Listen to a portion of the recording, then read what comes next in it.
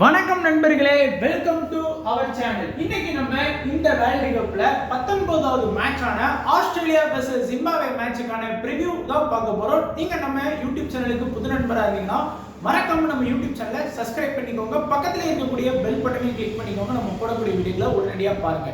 இன்னைக்கு 19வது மேட்சான Australia versus Zimbabwe மேட்சுக்கான ஒரு சின்ன ப்ரிவ்யூ தான் பார்க்க போறோம். யார் யாருக்கு என்னென்ன மாதிரியான ஆப்ஷன்ஸ்லாம் இந்த மேட்ச்ல அவைலபிளா இருக்கு அப்படிங்கிற எல்லாமே இந்த வீடியோல டிஸ்கஸ் பண்ண போறோம். அண்ட் ஃபர்ஸ்ட் பார்த்தோம் அப்படின்னா இந்த மேட்ச் நமக்கே தெரியும், ஸ்ரீலங்கால தான் இருக்கக்கூடிய கொழும்பு பிச்சில் தான் நடக்கு.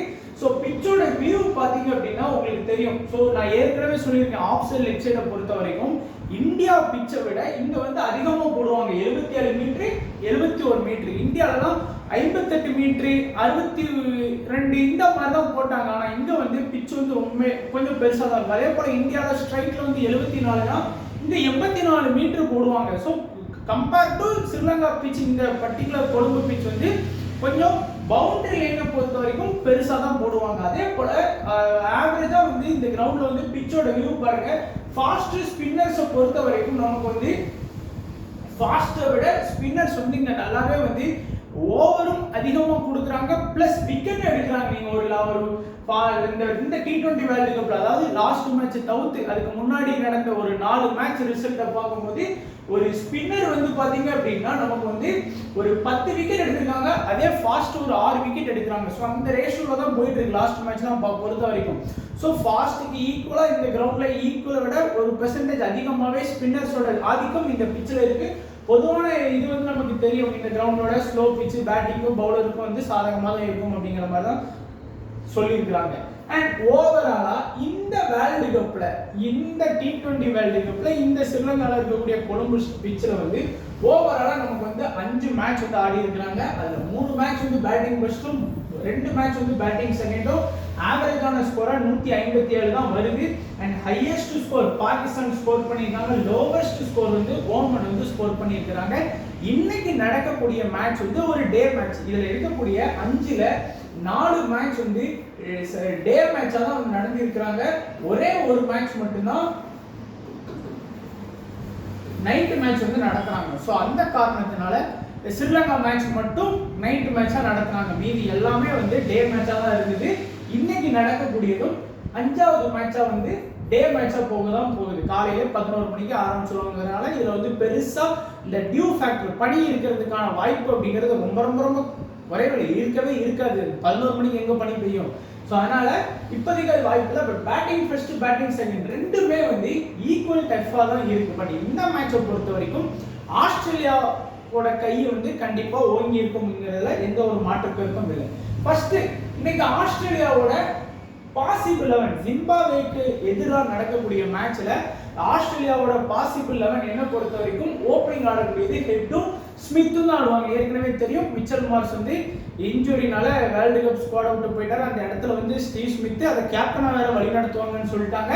பிபிஎல்ல இந்த வருஷம் சிட்னி சிக்ஸர்ஸுக்கு ஓப்பனிங் எப்படி ஆடினாருங்கிறது நீங்க பிபிஎல் பார்த்துருந்தீங்கன்னா தெரியும். நிறைய செஞ்சுரி அடிச்சாரு, நிறைய 50+ ஸ்கோர் பண்ணாரு. அது மட்டும் இல்லாம ஸ்டீவ் ஸ்மித் டெஸ்ட் பிளேயருங்கிறத மாத்தி கொஞ்சம் நல்லா பிபிஎலுக்கு ஏத்தாப்புல நல்லா அதிரடியா விளையாண்டாரு. அண்ட் 1 டவுன் இங்கிலீஷ் ஆடுவாரு, and 2 down Green, and 3 down Maxwell, and 4th down Stoinis. So top 6 batsman செம ஸ்ட்ராங்கா இருக்காங்க. அடிஷனலா பாத்தீங்கன்னா கூப்பர் கோன்லி இருக்காரு. ஸோ கூப்பர் கோன்லி அவர் இறங்குற பொசிஷன் அப்படிங்கிறது ரொம்பவே கம்மியா இருக்கு. இப்போ நம்ம பிபிஎல்ல எடுத்தோம், ஏதாச்சும் ஒரு இதில் பார்த்தோம் கொடுத்தோம்னா 1 டவுன் வருவார் பிபிஎல்ல. சில மேட்ச் இதுக்கு முன்னாடி சீசன்ல ஓப்பனிங்கா ஆடி இருக்காரு. ஸோ அங்க இருந்த கூப்பர் கோன்லி இங்க இறக்கும் போது அவரால் பெருசா பேட்டிங்ல அந்த ஆஸ்திரேலியா டீமுக்கு கான்ட்ரிபியூட் பண்ண முடியாது. கடைசி 20 பால் இருக்கும்போது இறக்குறாங்க, இல்லை 25 பால் இருக்கும்போது இறக்குவாங்க. ஸோ நம்ம பார்ப்போம். அண்ட் பேர்லெட், அதுக்கப்புறம் பாத்தீங்கன்னா எலிஸ், அடுத்து புனேமன், அடுத்து ஜாம்பா. ஸோ இதுதான் இவங்களுடைய ஒரு பாசிபிள் 11 இன்னைக்கு இருக்கும். ஸோ ஒரு 7 பேட்டிங் ஆப்ஷன் வச்சிருக்காங்க, 4 பவுலிங் ஆப்ஷன் ஆஸ்திரேலியா இறக்குவாங்க. அண்ட் ஜிம்பாப்வே நல்ல ஃபர்ஸ்ட் மேட்ச் வந்து ஒரு செம்மையான ஒரு இன்னிங்ஸ் ஆனாங்க. யாரும் எதிர்பார்க்காம ஓமனுக்கு அகைன்ஸ்ட் ஆனாலும் ஒரு நல்ல ஒரு இது கொடுத்தாங்க. சின்ன டீம் இப்ப எப்படி நல்லா ஆடுதுன்னு பார்த்தோம். எப்படி வெஸ்ட் இண்டீஸ் வந்து பழைய பேக் டு ஃபார்ம் இங்கிலாந்து டீமை போட்டு தள்ளினாங்க. ஸோ அந்த மாதிரி நிறைய சுவாரஸ்யம் நடக்கலாம். திடீர்னு ஆஸ்திரேலியா வந்து ஜிம்பாப்வே கூட தோத்து போகலாம். ஸோ அப்படிலாம் நடக்கிறதுக்கும் வாய்ப்புகள் இருக்கு. ஸோ ஓப்பனிங் ஆடுறது வந்து பென்னட்டும் மரிமனியும் தான் வந்து பாத்தீங்கன்னா இன்னிங்ஸ் வந்து ஓபன் பண்ண போறாங்க. ஒன் டவுனா பாத்தீங்கன்னா மேயர்ஸ். அதுக்கடுத்து வந்து பாத்தீங்கன்னா இந்த இடத்துல வந்து பிரெண்டன் டெய்லர் ஆனார். பட் லாஸ்ட் மேட்ச் அவருக்கு வந்து கால வந்து தசப்பிடிப்புனால வெளியே போயிட்டாரு. மேபி அந்த இடத்துல வந்து விக்கெட் கீப்பரா உள்ள கொண்டு வர்றாங்க. இல்ல இவரும் வந்து விக்கெட் கீப்பிங் பண்ணியிருக்காரு. அதாவது பாத்தீங்கன்னா மடாண்டே. ஸோ இவரும் வந்து பாத்தீங்கன்னா விக்கெட் கீப்பிங்லாம் பண்ணியிருக்கிறாரு. T20 ODI ஜிம்பாப்வேக்கு நல்ல யங் டேலண்டட் பிளேயர் தான். ஸோ அந்த இடத்துல உள்ள வர்றதுக்கு வாய்ப்புகள் இருக்குங்கிறது என்னோட கணிப்பு. And Raza Burl. ஸோ இந்த டாப் 6 பொறுத்த வரைக்கும் பாத்தீங்கன்னா நல்ல ஸ்ட்ராங்காவே இருக்கு. அதுக்கப்புறம் பாத்தீங்கன்னா மசிகுவா. ஸோ இவரும் வந்து பார்த்தோம் அப்படின்னா ஓரளவுக்கு நல்ல டீசெண்டா ஆடக்கூடிய ஒரு பிளேயரா இருக்காரு. அடுத்து பவுலிங் ஆப்ஷன் ஈவென்ட்ஸ், அடுத்து மசகெட்ஸா, அடுத்து இங்வாரா, அடுத்து வந்து முசரம் பானி. எல்லாருமே வந்து லாஸ்ட் மேட்ச் வந்து சூப்பரா பெர்ஃபார்ம் பண்ண பிளேயர்ஸா இருக்கிறாங்க.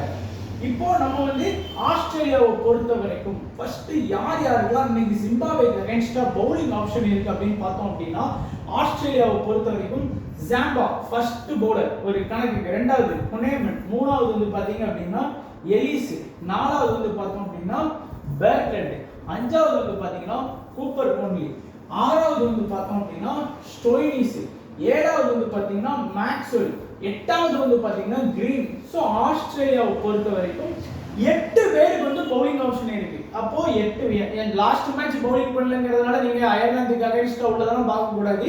இந்த 8 பேருமே இன்னைக்கு வந்து ஜிம்பாப்வேக்கு அகைன்ஸ்டா பவுல் பண்றதுக்கு 1% ஆவது வாய்ப்புகள் இருக்குங்கிறது நம்மளுடைய கருத்து. ஆனா இதுல வந்து கிரீன் வந்து 4 ஓவர் போடுவாரான்னு கேட்டீங்கன்னா கண்டிப்பா மாட்டார். ஸோ அதனால ஃபர்ஸ்ட் 4 ஓவர் வந்து யாரும் ஆஸ்திரேலியால கம்ப்ளீட் பண்ணலாம் அப்படிங்கறத பார்க்கும்போது கண்டிப்பா எலிஸ் வந்து அவருடைய 4 ஓவரை வந்து கம்ப்ளீட் பண்ணிடுவாரு. குனேமன் வந்து கண்டிப்பா அவருடைய 4 ஓவரை கம்ப்ளீட் பண்ணிடுவாரு. ஒரு நல்ல ஸ்பின்னர். இந்த பிட்ச்ல ஸ்பின்னுக்கு எவ்வளவு சப்போர்ட் கிடைக்குங்கிறது நான் சொல்ல வேண்டிய அவசியம் இல்லை. ஆடம் ஜாம்பா அவரும் அவருடைய 4 ஓவரை வந்து கம்ப்ளீட் பண்ணிடுவாங்க. ஸோ இந்த 3 பிளேயருமே பார்த்தீங்கன்னா அவங்களுடைய 4 ஓவரை கம்ப்ளீட் பண்றதுனால ஆல்மோஸ்ட் வந்து 12 ஓவர் கம்ப்ளீட் இதாயிடுச்சு. மீதி வந்து பார்த்தீங்கன்னா இன்னும் 8 ஓவர் தான் பேலன்ஸ் இருக்கு. ஸோ இந்த 8 ஓவர் தான் மீதி இருக்கக்கூடிய பவுலர்ஸ் பவுல் பண்ண போறாங்க. அதுல வந்து பேட்லெட் கிட்ட இருந்து நான் 3 ஓவர் வந்து எதிர்பார்க்கிறேன். ஏன்னா இனிஷியல் பிளஸ் டெத்லாம் அட்டாக் பண்ணுவாரு. பிபிஎல்ல நல்ல ஃபார்ம்ல விக்கெட் எடுத்து கொடுத்துட்டு இருந்தாரு. அண்ட் கூப்பர் கோன்லி கிட்ட இருந்து நம்ம வந்து ஒரு 2 ஓவர் வரைக்கும் எதிர்பார்க்கலாம். அண்ட் அதுக்கு அடுத்தபடியா ஸ்டோய்னிஸ் கிட்ட இருந்து ஒரு 2ல இருந்து ஒரு 3 ஓவர் வந்து நம்ம எதிர்பார்க்கலாம். ஸோ மேக்ஸ்வெல், கிரீன் பெருசா பவுல் பண்றதுக்கான வாய்ப்பு அப்படிங்கிறது ரொம்பவே ரொம்ப ரொம்ப ரொம்ப கம்மியா தான் நான் பார்க்கிறேன். ஸோ அதிகபட்சம் ஸ்டோய்னிஸ் வந்து 6வது பவுலிங் ஆப்ஷன்ல யூஸ் பண்ணுவாங்க. அண்ட் மீதி இருக்கிறத திடீர்னு பாத்தீங்க அப்படின்னா கூப்பர் கோன்லி ஒரு 3 ஓவர், பேட்லெட் ஒரு 3 ஓவர், 6 ஓவர் ஆச்சு. பிளஸ் ஸ்டோய்னிஸ் ஒரு 2 ஓவர் பவுல் பண்ணா இந்த 8 கழிஞ்சு மீ கரெக்டா வந்து பாத்தீங்கன்னா 20 ஓவர் வந்து கவர் பண்ணிடுவாங்க. இந்த 20 ஓவர்லையும் நம்ம இன்னும் நல்லா நோட் பண்ணோம் அப்படின்னா யாரெல்லாம் வந்து ஒருவேளை இன்னைக்கு வந்து மேட்ச்ல வந்து ஆஸ்திரேலியா ஃபர்ஸ்ட் பவுல் பண்றாங்க அப்படிங்கிற பட்சத்துல நீங்க வந்து எலிஸ், முனேமனே, ஜாம்பா, பேர்லெட் இந்த 4 பவுலர்ஸுமே நீங்க வந்து ரொம்ப முக்கியமா நீங்க பார்க்கலாம். ஏன்னா மேட்ச்ல வந்து அதிகமா விக்கெட் ஜிம்பாப்வேக்கு அகைன்ஸ்டா எடுத்து கொடுக்கறதுக்கு வாய்ப்புகள் இருக்குது. அதே போல பேட்டிங் ஆப்ஷன் பாத்தீங்கன்னா ஏகப்பட்ட பேட்டிங் ஆப்ஷன் இருக்கு. இதுல வந்து Head, Steve Smith, Inglis, Green, Maxwell, Stoinis, Cooper Connolly 7 batting option வச்சிருக்காங்க. நான் சிம்பிளா என்ன நினைப்பேன்னா இன்னைக்கு வந்து ஆஸ்திரேலியா பேட்டிங் ஃபர்ஸ்ட் பண்றாங்க அப்படின்னா ஜிம்பாப்வே நல்ல டீம் தான். என்னதான் இருந்தாலும் சூப்பரா பவுலிங் பண்ற டீம் தான். லாஸ்ட் மேட்ச் வந்து ஓமனுக்கு அகைன்ஸ்டா ஆல் அவுட் ஆகின டீம் தான். இருந்தாலும் ஆஸ்திரேலியா இன்னைக்கு வந்து ஃபர்ஸ்ட் பேட்டிங் பண்றாங்க அப்படிங்கிற பட்சத்துல நம்ம வந்து கொஞ்சம் எல்லாரையும் கொஞ்சம் கவனமா பார்க்கலாம். யாரு ஹெட், ஸ்டீவ் ஸ்மித், இங்கிலீஷ், அப்புறம் நம்ம வந்து கிரீன், ஸ்டோய்னிஸ் வரைக்கும் நம்ம வந்து பார்க்கலாம். அதுவே ஆஸ்திரேலியா இன்னைக்கு வந்து ஒரு செகண்ட் பேட் பண்றாங்க அப்படிங்கிற பட்சத்துல நான் வந்து இந்த டாப் 4 மேட்சை வந்து ஆல்மோஸ்ட் ஃபினிஷ் பண்ணி கொடுத்துருவாங்கன்னு நினைப்பேன். மோஸ்டா வந்து நான் அப்படிதான் நினைப்பேன். என்னதான் வந்து ஜிம்பாவே நல்ல டீமா இருந்தாலும் ஒரு ஆஸ்திரேலியா வந்து நல்லா ஆடுறதுனால அதிகபட்சம் ஹெட்டுக்குலாம் டே செட் ஆயிடுச்சுன்னு வைங்களேன், ஒத்தால மேட்சை முடிச்சு கொடுத்துருவாரு. சரி அப்படியே அவர் அவுட் ஆகி போனாலும் ஸ்டீவ் ஸ்மித் இங்கிலீஷ் பார்ட்னர்ஷிப் கொஞ்சம் ஆடுவாங்க. சரி அப்படி இந்த ரெண்டு பேரும் யாராச்சும் ஒரு இங்கிலீஷ் அவுட் ஆனாலும் ஸ்டீவ் ஸ்மித் கிரீனோட பார்ட்னர்ஷிப் வந்து கொஞ்சம் நல்லா ஆடுவாங்க. ஸோ இந்த விக்கெட்டு போனாலும் அதுக்கப்புறம் வர மேட்ச்னால பெரிய கான்ட்ரிபியூட் பண்றதுக்கு ரன் இருக்காது. ஸோ அந்த காரணத்தினால நான் பார்க்குறேன். அண்ட் ஜிம்பாப்வேல நான் இன்னைக்கு ஆஸ்திரேலியாவுக்கு அகைன்ஸ்டா பார்க்கறது என்ன அப்படின்னா, முக்கியமான 3 பவுலர்ஸ் இருக்காங்க. யாரெல்லாம்? ஈவன்ஸ், இங்காரவா, அப்புறம் வந்து முசரமானி. ஸோ இவங்க எல்லாருமே வந்து 3 பவுலரும் அந்த டீம்ல வந்து 4 ஓவர் வந்து கம்ப்ளீட் பண்ணிடுவாங்க. So 1 2 and 3. குறிப்பா சிகண்டர் ராசா 4 பேர் வந்து அவங்களுடைய 4 ஓவரை கவர் பண்ணிடுவாங்க. ஸோ இந்த 4 பவுலருமே ரொம்ப இம்பார்ட்டன்ட். குறிப்பா நான் என்ன சொல்றேன் அப்படின்னா, ஃபர்ஸ்ட் பவுல் பண்றாங்கன்னு வச்சுக்கோங்களேன், ஆஸ்திரேலியா வந்து கம்ப்ளீட்டா வந்து அவங்களுடைய 20 ஓவர் வந்து பேட்டிங் ஆடணும். அப்போ லாஸ்ட்லாம் வந்து டப்புன்னு கடைசி ஒரு 16வது ஓவர் 20வது ஓவர் வந்து கண்ணை முடிந்து சுத்த ஆரம்பிப்பாங்க எல்லாருமே. அப்படிங்கிற பட்சத்துல இந்த 3 பேர் வந்து ஈவன்ஸ், இங்கரவரா, அப்புறம் வந்து முசரமானி, இவங்க 3 பேர் வந்து டெத்ல பவுல் பண்றாங்க. அதே குறிப்பா 2 ஓவர் வந்து இவர் எடுக்கிறார். லாஸ்ட் 4 ஓவர்ல 2 ஓவர் அவர், 1 ஓவர் இவர், 1 ஓவர் இவர். ஸோ அப்படிங்கும்போது மேபி அந்த அவசரத்துல அவுட் ஆகிறதுக்குலாம் நிறைய வாய்ப்புகள் இருக்கும். ஸோ அப்படி பார்க்கும்போது இந்த ஈவெண்ட்ஸ், இங்கரவா, முசரமானி இந்த 3 பேருமே ஒரு விக்கெட்ல இருந்து 2 விக்கெட் ஆஸ்திரேலியா கிட்ட எடுக்கிற வாய்ப்பு இருக்கு. அண்ட் ராசா கண்டிப்பா வந்து அந்த டீம்ல பேட்டிங்கும் கான்ட்ரிபியூட் பண்ணுவாரு, பவுலிங்கும் கான்ட்ரிபியூட் பண்ணுவாரு. ஸோ இந்த 4 பிளேயரை வந்து நான் ரொம்ப கவனமா பார்ப்பேன் ஆஸ்திரேலியாவுக்கு அகைன்ஸ்டா. மற்றபடி இருக்கக்கூடிய பிளேயர்ஸ் வந்து பார்த்தோம் அப்படின்னா பெருசா யாராலையும் இது பண்ண முடியாது. இல்லை ஓப்பனிங் ஆடக்கூடிய பென்னட் வந்து பார்த்தீங்கன்னா கொஞ்சம் பவுலிங் ஆப்ஷன் இருக்கக்கூடிய ஒரு நல்ல யங் டேலண்டட் ஆல்ரவுண்டர். ஸோ 5வது பிளேயரை நான் வந்து இவரையும் நான் ஆட் பண்ணிக்கிறேன். ஸோ 1 ஈவெண்ட்ஸ், 2 இங்காரவரா, அப்புறம் முசரமானி, ராசா, பென்னட் இந்த 5 பேர் தான் ஆஸ்திரேலியாவுக்கு அகைன்ஸ்டா நல்லா ஸ்கோர் பண்றதுக்கு வாய்ப்பு இருக்கு. மேபி ஒரு 6வதா வந்து பாத்தீங்கன்னா ஸோ இவரு வந்து பாத்தீங்கன்னா ஜிம்பாப்வேக்கு பயங்கரமான experience player, batting plus bowling contribute பண்ணுவாரு.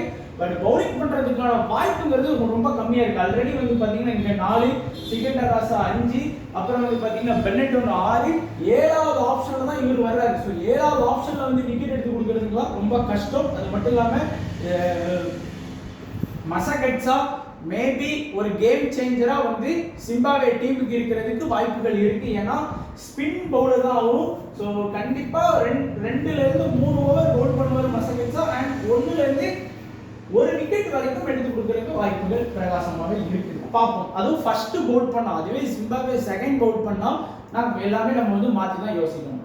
ஸோ இவ்வளவுதான் நண்பா. ஸோ நம்மளுடைய கணிப்புகள் Australia versus Zimbabwe. So Australia டீமும் நல்ல ஸ்ட்ராங்கான ஒரு டீமாக தான் இருக்கிறாங்க, ஜிம்பாப்வே டீமும் நல்ல ஸ்ட்ராங்கான ஒரு டீமாக தான் இருக்காங்க. பார்ப்போம் நாளைக்கு மேட்ச் வந்து நம்ம கணிப்புப்படி போகுதா இல்லை வித்தியாசமாக போகுதா அப்படிங்கிறது எல்லாமே பார்ப்போம். ஸோ தொடர்ந்து சப்போர்ட் பண்ணுங்க. வீடியோ பார்த்த நண்பர் எல்லாருக்கும் நன்றி, வணக்கம். தேங்க்ஸ் ஃபார் வாட்சிங் நண்பா.